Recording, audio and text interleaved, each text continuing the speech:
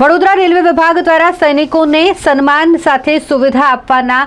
ઉદ્દેશ્ય સાથે બેઠક અનામત રાખવાનો નિર્ણય કરવામાં આવ્યો છે।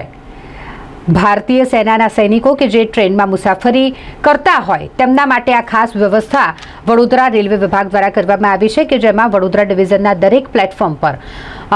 સૈનિકો માટે વેઇટિંગ રૂમમાં બેઠક વ્યવસ્થા અને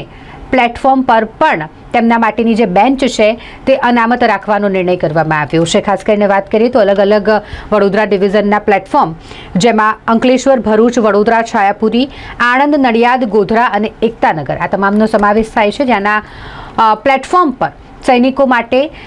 એક બેન્ચ અનામત રાખવામાં આવશે અને સાથે જ વેઇટિંગ રૂમમાં પણ તેમના માટે બેઠક અનામત રાખવામાં આવશે। આ એક નિર્ણય કરવામાં આવ્યો છે વડોદરા રેલવે વિભાગ દ્વારા અને જેમાં સુપરવાઇઝરોને પણ ખાસ સૂચના આપી દેવામાં આવી છે કે જે બેઠકો સૈનિકો માટે અનામત રખાઈ છે